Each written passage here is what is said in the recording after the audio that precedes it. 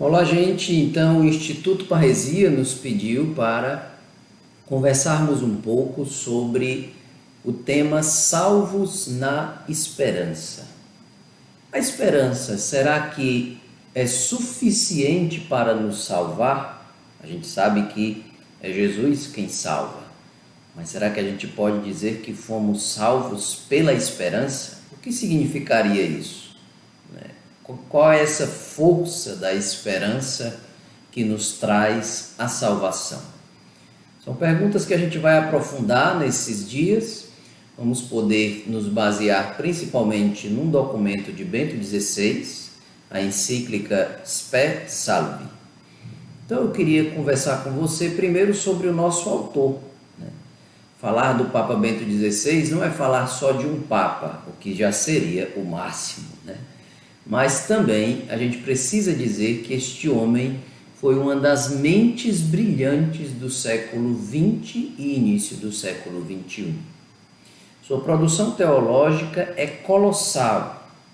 Nós temos até a Sociedade Brasileira Ratzinger, que está traduzindo todo o conteúdo dessa obra inteira de Joseph Ratzinger, que é enorme. Só a liturgia que eles conseguiram terminar de traduzir esse ano é desse tamanho assim.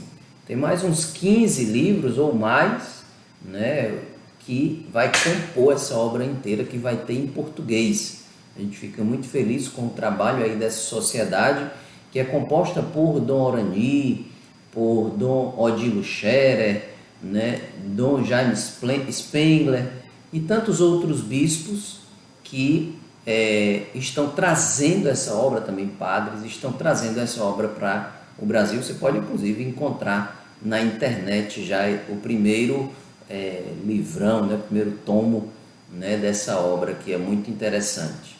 Então estamos falando de um teólogo alemão que aos 31 anos já tinha o seu pós-doutorado, já estava ensinando nas faculdades alemãs, e em 1977 se tornou bispo de Munique, eleito pelo Papa Paulo VI. 4 anos depois, ele passou então a ser o prefeito da Congregação da Fé, esse cargo tão importante no Vaticano para conservar a fé, mas que, para quem sabe um pouco como é que funcionam as coisas entre o ambiente acadêmico e passar para a Cúria Romana, a gente sabe que ele entregou para a igreja uma carreira fenomenal teológica, que poderia ter sido ainda mais ampla se não tivesse que prestar esse serviço bem específico, que foi esse de ser prefeito para a congregação. Um homem muito simples, as pessoas até sabiam um pouco que horas ele passava ali pela Praça São Pedro, saindo da sua casa, indo para o trabalho. Alguns irmãos nossos de comunidade até ficavam ali esperando o horário depois do expediente para bater uma foto com o cardeal. Eu tive a alegria de estar com ele em uma conferência em março de 2002, quando ele esteve lá em Lugano, onde eu estudei, e eu percebi uma coisa na sua forma de dar aula, na sua forma de palestrar, de fazer uma conferência. Ele trata os seus opositores com muito respeito. Sempre que ele vai criticar um autor, ele começa elogiando esse autor, mostrando toda a contribuição que ele deu para o conhecimento humano. E depois mostra também os seus erros. Então, um homem de uma humildade admirável, foi eleito Papa em 2005, Bento XVI, até 2013, quando, por meio dessa mesma forte humildade, discerniu e pôde tomar a decisão de renunciar ao papado, ao exercício desse pontificado, para que a igreja pudesse colocar outro Papa no seu lugar. Então estamos falando deste gigante teológico que vem nos escrever sobre a salvação que vem por meio da esperança. Então, a gente queria começar, eu também não posso deixar de dizer que houve outras encíclicas que ele escreveu, uma sobre a caridade, né? Deus Caritas Est, fantástica, foi em 2006, essa daqui é de 2007 que a gente vai conversar, né? E também teve a Caritas in Veritate, em 2009. Sobre a fé, ele estava escrevendo quando houve essa transição de pontificado, e foi o Papa Francisco quem nos deu a Lumen Fidei, né? Que começou nas mãos do Papa Bento e terminou com o Papa Francisco. A gente queria então ler a passagem bíblica que fundamenta essa encíclica, né? Vamos ler Romanos 8, 18 ao 25. Então, 18 ao 25, vamos ver o que diz esta passagem. Tenho para mim que os sofrimentos da presente vida não têm proporção alguma com a glória futura que nos deve ser manifestada.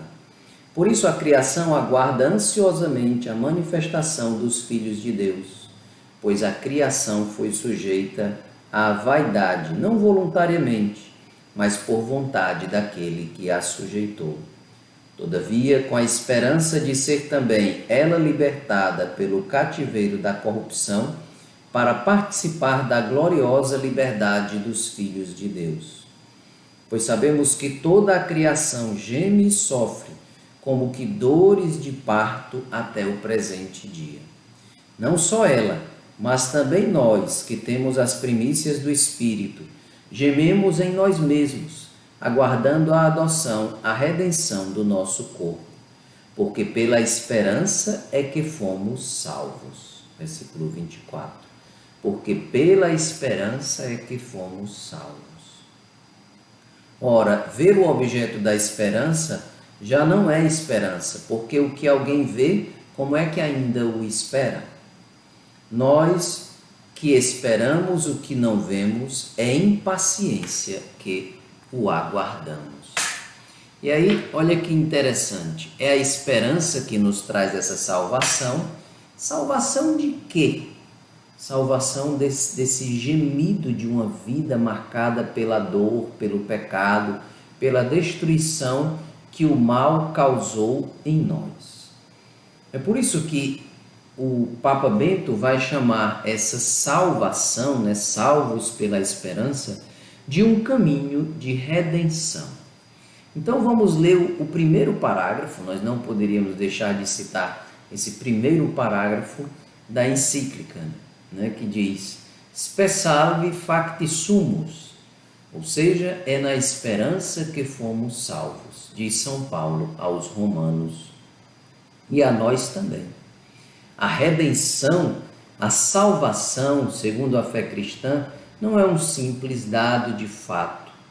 A redenção nos é oferecida no sentido que nos foi dada uma esperança fidedigna, graças à qual podemos enfrentar o nosso tempo presente, como que gemendo nessas dores de parto, como diz a passagem.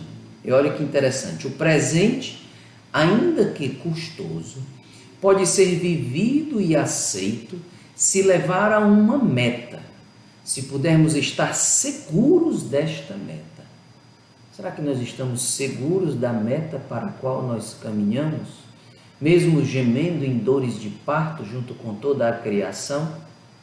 E complementa ele: se esta meta for tão grande que justifique a canseira do nosso caminho. Sim, nós só vamos chegar lá se estivermos bem firmados, com paciência, como diz aqui São Paulo no versículo 25, para alcançar essa grande meta. Mas o Papa Bento não é um teórico simplesmente de teologia. Esse documento, quando você for ler, e aqui, claro, esse texto, esse curso, é um convite a você ler o texto no original, pode baixar na internet, né?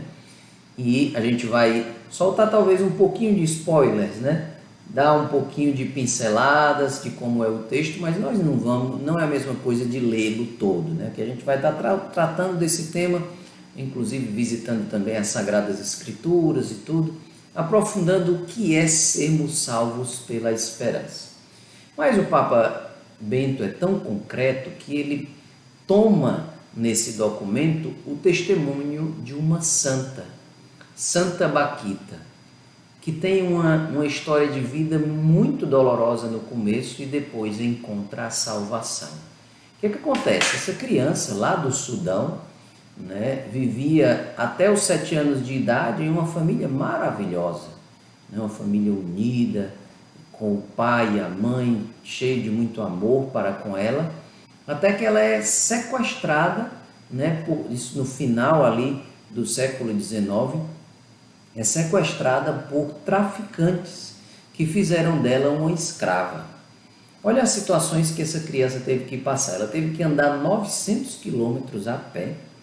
Nesse caminho, ela foi vendida 2 vezes, né? E depois, durante mais 20 anos, ela vai ser vendida por mais 3 vezes. Um dos patrões, né, que a compra, entrega para o cuidado, para ela cuidar de sua mãe e de sua avó e servir, ser uma ama, né?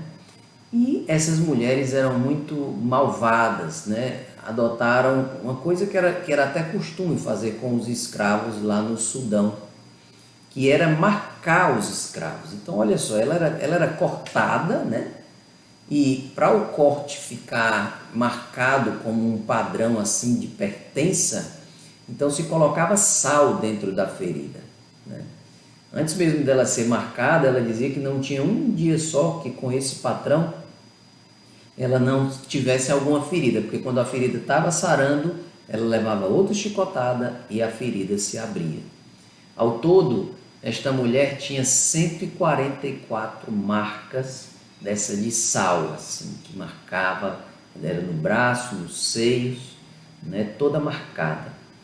Então, uma mulher que tinha tudo para ser muito traumatizada, viveu 20 anos em escravidão, até que foi comprada pelo vice-cônsul da Itália, né? O Sudão começou um conflito e ele voltou para a Itália, levou essa escrava com ele, né? E ele teve que voltar no Sudão. E Santa Baquita não quis voltar e acabou ficando com as irmãs canossianas. Ora, o que aconteceu? Ali ela descobriu a fé. E ela disse: aquelas santas irmãs ensinaram para mim que existe um Deus que me ama. E eu já sentia isso de alguma forma no meu coração desde quando eu era criança. Só faltava que alguém me apresentasse a ele. E um jovem chega para ela depois, e depois ela teve a conversão, teve o batismo, fez a Eucaristia, crisma e passou a ser membro dessa congregação, né? Se tornou irmã, né? Missionária, trabalhava muito ajudando a enviar as outras irmãs para a África, tinha serviços muito simples de porteira, de cozinheira, né? Mas era muito amada dentro da congregação e sua primeira biografia foi feita por uma leiga ainda quando ela estava viva e ela adquiriu fama de santidade naquela região da Itália. Era uma pessoa muito afável. Uma vez um jovem chegou e perguntou para ela: se a senhora encontrasse de novo os seus algozes, o que a senhora fazia com eles? Ela disse: eu lhes beijaria as mãos e os pés, porque se eu não tivesse sido escravizada, eu não teria conhecido o meu Deus. Que reconciliação, né? Que reconciliação de uma mulher que acabou encontrando aquele que seria o seu padrão, né? Como era dito na forma de dizer lá da Itália da época, né? No dialeto, né? Me veio a palavra agora. No dialeto, o padrão era o seu santo patrão. Ela descobriu que podia ter um santo patrão, né? E assim Deus entrou na sua vida. Ora, o Papa Bento também cita um pouco a vida de Santa Baquita, né? E ele diz: este patrão, né, como a gente acabou de citar, tinha enfrentado pessoalmente o destino de ser flagelado e agora estava à espera dela, à direita de Deus Pai. Agora ela tinha a esperança. Já não aquela pequena esperança de achar patrões menos cruéis, mas a grande esperança. Eu sou definitivamente amada, aconteça o que acontecer. Eu sou esperada por este amor. Assim a minha vida é boa. Mediante o conhecimento desta esperança, ela estava redimida. Já não se sentia escrava, mas livre filha de Deus. Ser redimidos é exatamente isso. Passarmos de ser escravos do mundo, do pecado, do demônio e nos tornarmos livres, por descobrirmos um novo horizonte, por descobrirmos alguém que descortina para nós um caminho novo. Como disse o Papa no início, não se trata de um fato do passado, mas se trata em um caminho de vida plena que o Senhor nos dá para percorrer. É dessa forma que o Santo Padre cita também a carta a Filemon. A carta a Filemon, se você ainda ou não se lembra ou faz tempo que não leu, ela cita a libertação de um escravo. Aliás, o que acontece? O escravo foge, Onésimo, né? Que era escravo de Filemon. Foge e vai ao encontro de São Paulo, que estava prisioneiro, e começa a se dedicar a São Paulo no cuidado. Depois de um tempo, o que é que São Paulo faz? Escreve a Filemon, utilizando-se de toda a sua autoridade apostólica, mas ao mesmo tempo com muita humildade, e diz: Filemon, agora eu estou te enviando de volta um irmão, Onésimo. Embora ele seja teu escravo, ele para ti será agora um irmão, porque ele cuidou de mim. E assim aquele homem que ainda tinha o status de escravo já não era mais tratado como escravo. Embora nós estejamos no mundo, não somos mais escravos do mundo. Somos pertencentes a esse novo dono, nosso Senhor Jesus Cristo, que nos conquistou não simplesmente porque estalou o dedo e nos conquistou, mas nos conquistou porque carregou na nossa frente a nossa condenação e nos tornou livres. E é muito bonito a gente ver que somos salvos pela esperança porque acreditamos nele, porque já recebemos agora as promessas dele e no futuro as receberemos em plenitude. Então a esperança não diz somente respeito a uma questão futura. Às vezes a gente pode ficar pensando, né? Sim, temos a esperança de um dia chegar no céu, né? E essa é a maior de todas as esperanças, né? Porque como o Papa Francisco, o Papa Bento falou aqui, Bakhita deixou de esperar nas pequenas esperanças para esperar na grande esperança, que é a esperança do céu. Mas a esperança se restringe somente a essa recompensa futura? Não. A esperança começa já hoje, começa a dar forma à minha vida. Quando eu espero essa realidade futura, eu estou, na verdade, já recebendo uma vida nova. A esperança cristã é uma forma de já possuir aquilo que ainda não se tem. Eu gosto sempre de dizer que o céu está sempre presente em nós quando nós caminhamos com Cristo. Aquela herança eterna que nós vamos receber já faz parte da nossa vida. E a gente vivendo aqui nesta terra já começa a viver o céu, porque afinal de contas o céu está dentro de nós. Quando fomos batizados, recebemos o Espírito Santo. Recebemos a presença de Jesus dentro de nós. Ele veio fazer morada em nós. Ele é o nosso céu e nós queremos ser morada dele. É assim que começa o nosso tema.